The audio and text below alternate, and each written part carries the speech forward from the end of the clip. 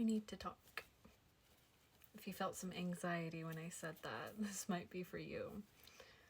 There's a very clear message coming through from Spirit, and I'm going to say two things, and it's going to be the confirmation.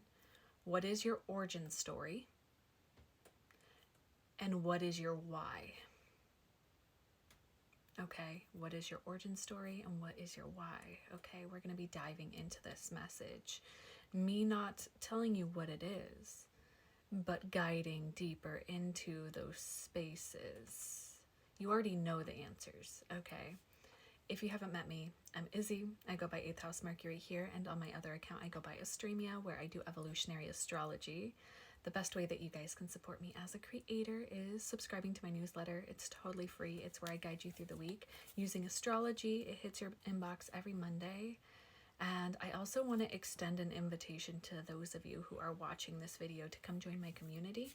It's Discord. We use Discord. We have monthly events that always happen, but I really feel that call to like start inviting people in more consciously through TikTok. It always, there's bits where I don't talk about it and then I open up. It's like the doors have opened again. They're always open, but I would like to invite you guys there. And if you don't know Discord, no excuses. I have a tutorial.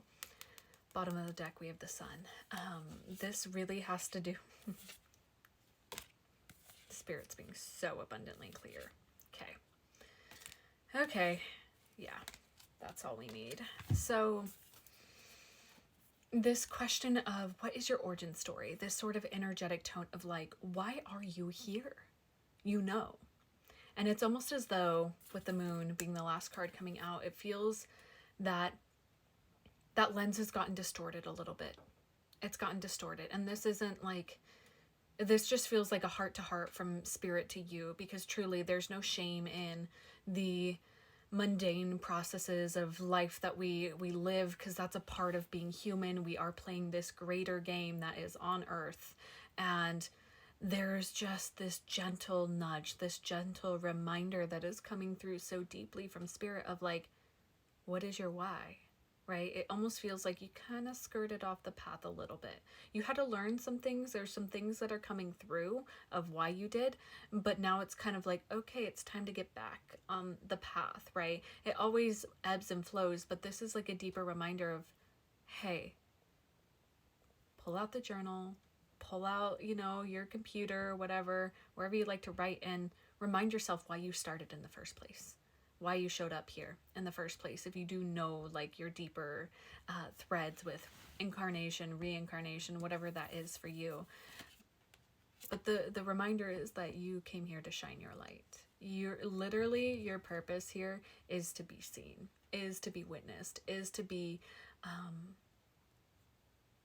I heard a spokesperson for Spirit, for God, for the divine in your unique way. Like I'm feeling into artists, dancers, writers,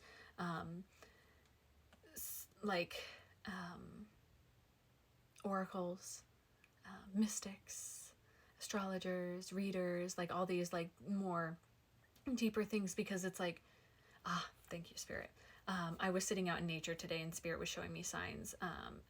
I watched as a duck like landed in the pond I was sitting in front of, and you know, it saw me and was like, person, I gotta leave. So literally just dipped down for a millisecond, touched the surface, and then spotted me and was like, person, and then flew away. And I watched as just their feet touching the water, just a moment of their body just touching the surface, created a ripple effect.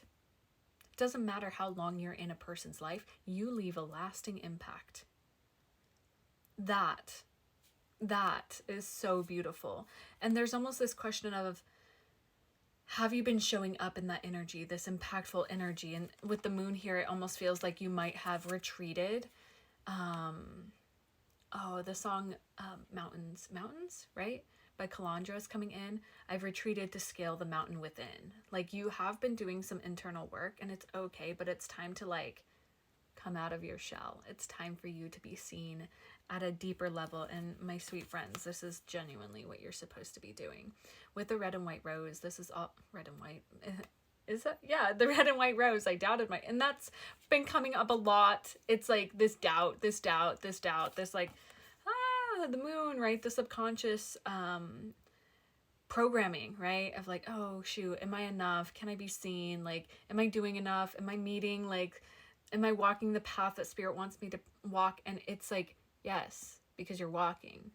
It's when you get stagnant, when you get still and you stay there too long in like one moment, and I heard emotion, that's when things, like, that's when you've got to like move through the emotions. This is all about the body, the vessel, and spirit unifying. By the way, that's what it is to be human, is spirit and body. And you're like deepening into that. You whoever you are, I just love you. And if you haven't heard this in a while, I'm so proud of you because you have been doing this deep work. It's a matter of like living it now. You've been doing the internal excavation. You've been untangling your lineage and trauma. You've been doing it. And now it's time. Spirit's literally like, it's time. I'm seeing them like push you as like a little bird in the nest, or like go. And I just got the if you've seen Tinkerbell, the first one, you know, like the little scraggly bird, trying to go back in the shell. Spirit's Tinkerbell, and it's like, it's time. It's time to get out, like, get out of the shell. And with the great work here, that is ultimately what is being asked of you. Now, I just want to give you some deeper support in this as you're moving forward. We have the Mountain and the King. Okay, I was tempted to grab this book when I mentioned the song by Calandra, but I was like, no, like that's a different thing. But the Mountain coming out. This is The Mountain Is You by Brianna Wiest. It's transforming self-sabotage into self-mastery. And that's literally with the King coming out here. This is, you're doing it, and I'm getting chills. So what's the last little piece that is here? Guys, worrying about irrational fears and least likely circumstances. This was my major one that I've overcome, right? I would always, like, traveling, I'm like, I'm not gonna get out of the car, like, I need to be hyper aware, like, what if, like, literally every, like, rest stop or gas station I would pull up to, because I was listening to this book while I was traveling once, and I always go into the like worst case scenario, and I would be like, you know, and I have a background in martial arts. I used to teach it. Like, I'm a badass. Like, nobody's gonna catch me. Like, I will kill. I don't know if I can say that on TikTok. Anyways, I hope I don't get in trouble. Anyways, another very common way that people sabotage without realizing it is by preoccupying themselves with the fears and worst case scenarios.